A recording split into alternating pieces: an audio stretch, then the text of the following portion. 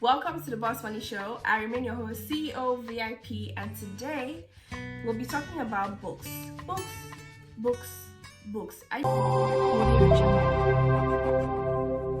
you a book person? Like, if I had 1,000 naira for every time I heard someone say, "Oh, I'm not a book person," I'll be so rich now. I'll be so rich. Why? Why is that even a thought process? Because if you want to become a new person, you want to learn something new, you want to, you're curious and you want to satisfy your curiosity, whatever it is, you can find it in a book. So the idea of, "Oh, I'm not a book person," everything you are today, the entirety of who you are today, you learned it. You learned how to walk, you learned how to write, you learned how to talk the way you're talking, you learn how to think the way you're thinking.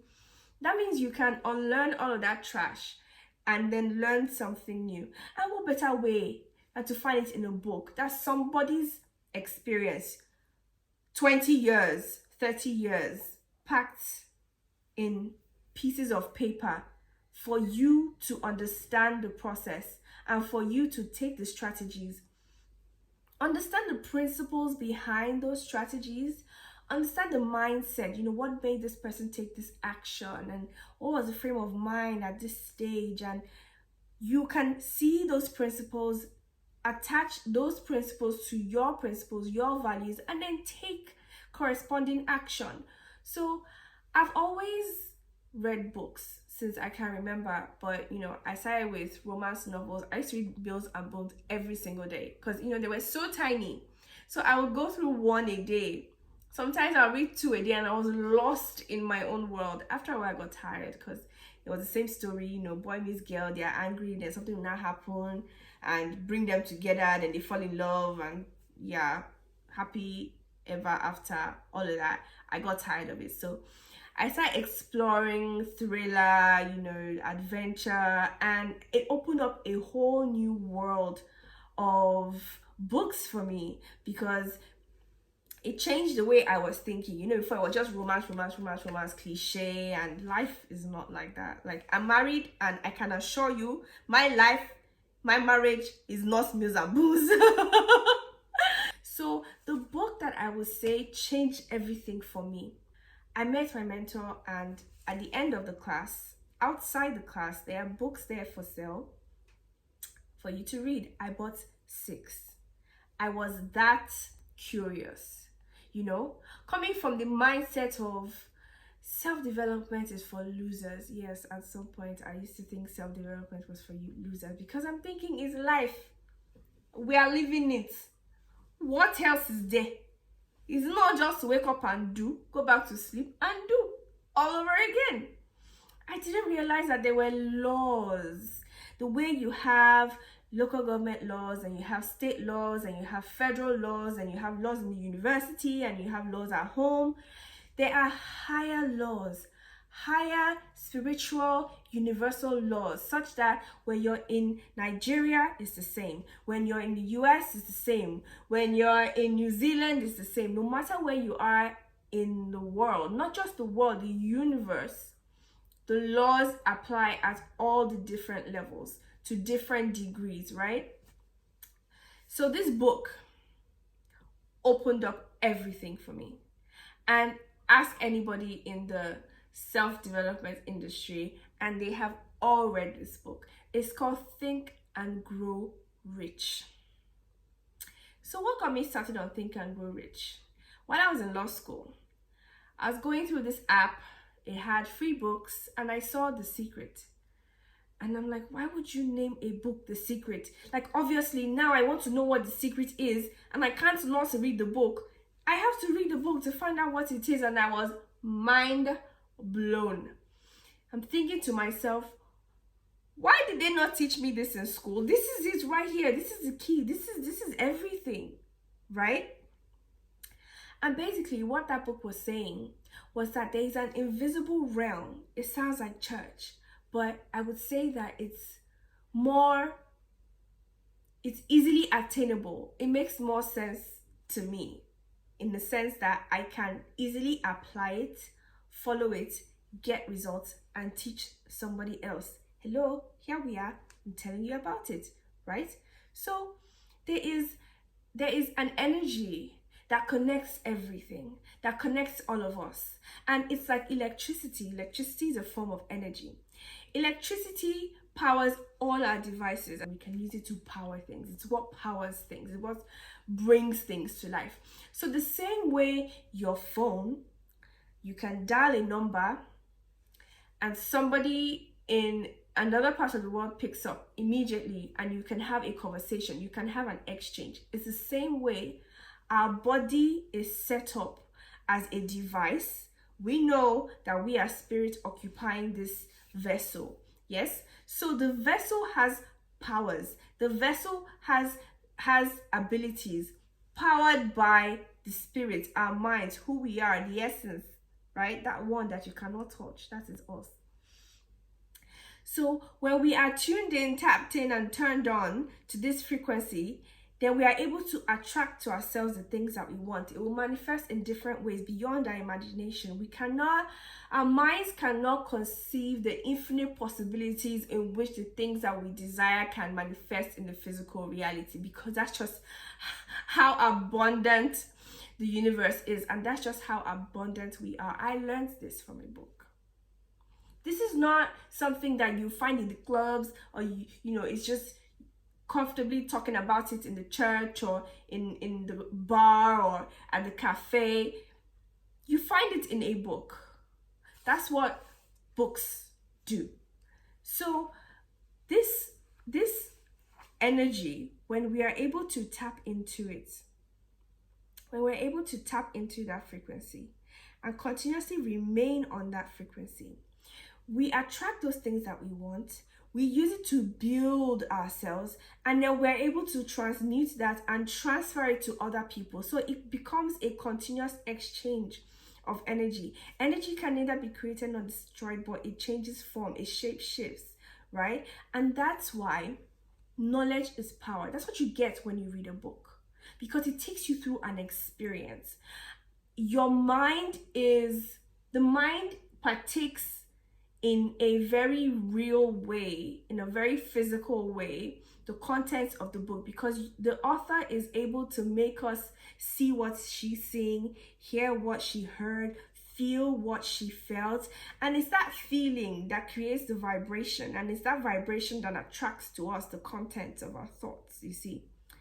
So this law and these universal laws in the book Think and Grow Rich got me started on a completely new path.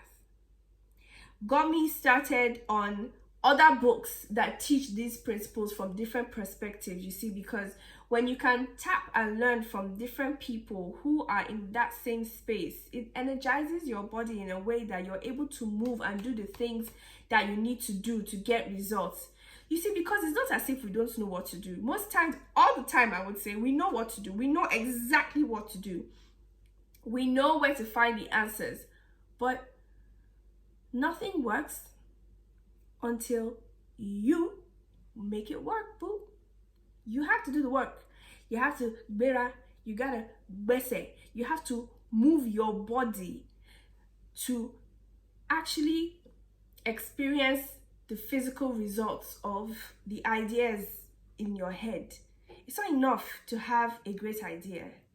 Yes, everybody can have an idea. The beggar on the street has a great idea. But what makes you different from the beggar on the street is because you are acting on your idea, and not just acting on it once. You're taking it, you're acting on it every single day. You see, when you have an idea, it's always good to, first thing to do, I learned this from a book, you write it down. You write it down. When you're writing it down, you are taking the first step in partaking in that idea. You are moving your body towards the actualization of the idea. So then you take the idea from the realm of the unseen, the realm of thought, and then you bring it down into matter, and it ends up on paper. So you take that paper, and it comes from inside of you, your thoughts, and it comes outside of you on paper. So now you can see it. You can see it. You can tick the ones you can start with now, And then you can always go back to it to refine it based on the results of the actions that you have taken. But you see, when it remains in your head, it's like you're relying on your memory. And here's the thing about memory. Memory can be made up, right? Science shows now that the things that we think we remember, all the shapes, the sounds, the form, the texture, they've all changed and shape shifted in different ways. That the same people, if you take two people that experience the same thing and 10 years later and you ask them to recount that event, they're going to give you two different stories, as if it was two completely different events, but it was the same event. Why? Because the memory has the ability to create objects, entities, sound, to fill up space, to fill up the gap, right?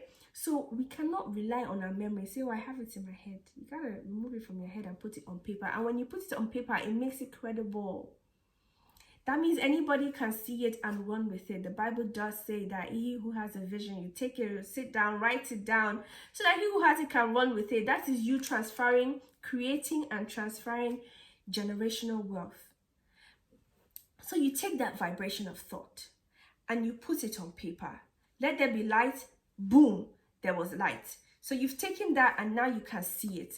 So what you want to do now is form a new habit. You see, because the person that has that thought and the person that experiences the thought in the physical reality, right?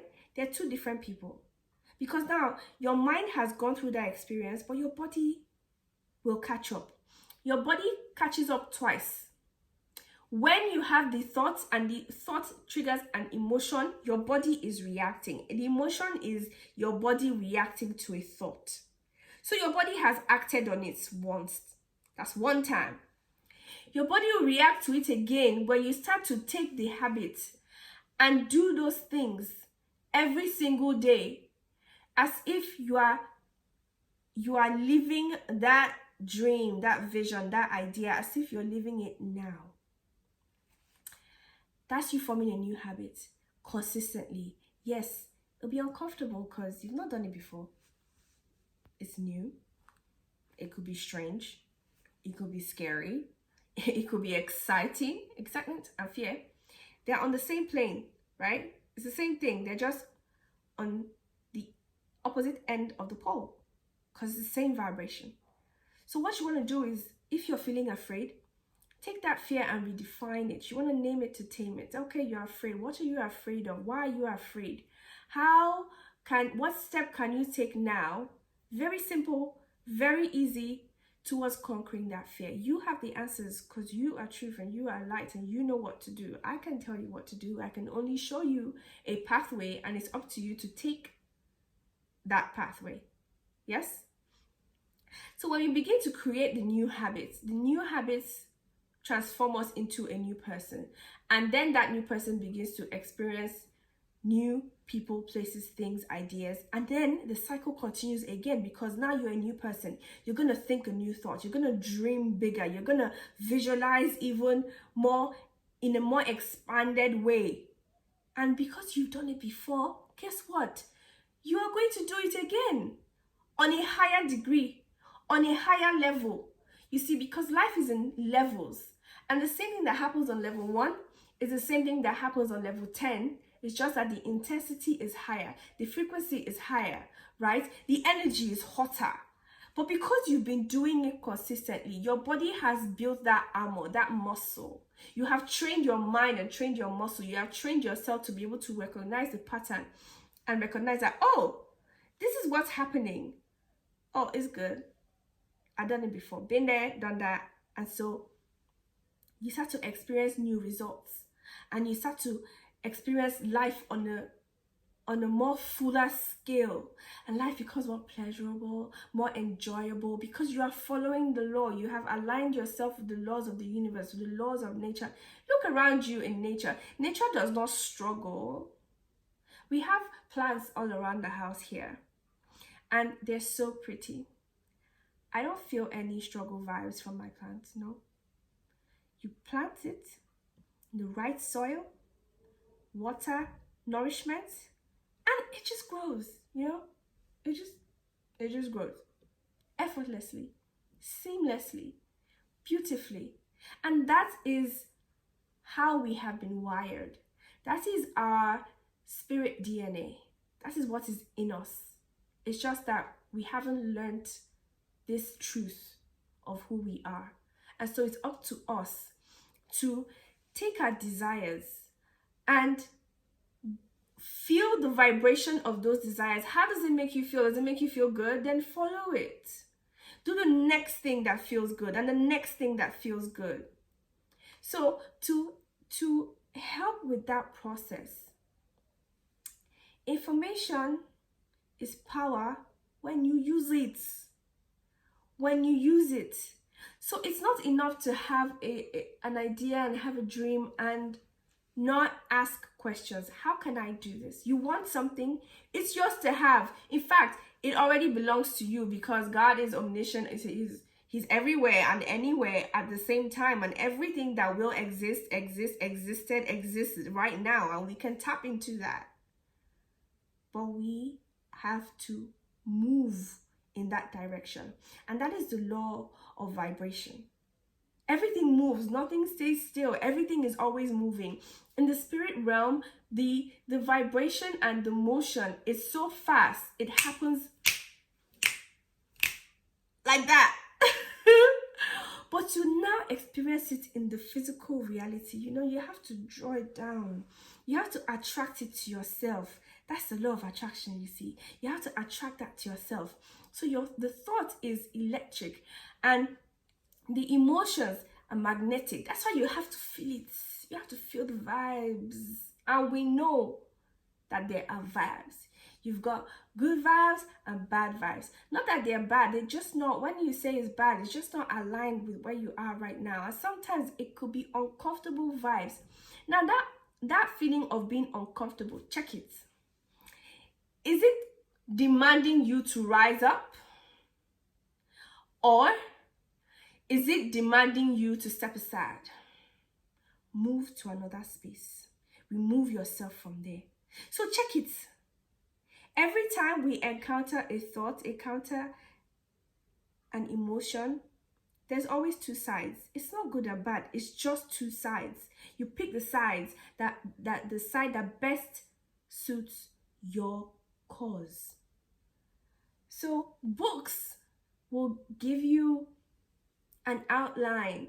It will give you that energy, that feel-good vibe. You could take the energy, transmute it, apply it to your boundaries, your orders, your system, your structure, your spirit, and then you give it out. It's called Dakpada.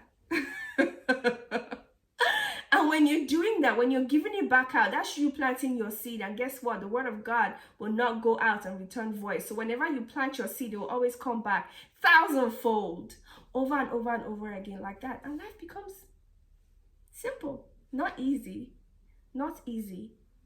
but simple. So if there's a book you want to read now, it's Think and Grow Rich. It's there on YouTube, it's there on Scribd, it's everywhere. PDF is there everywhere, it's free. Take it, grab it, read it, digest it, absorb it, and watch as your life becomes transformed. And I'll see you in the next video. It's CEOVIP, and this is the Boss Money Show.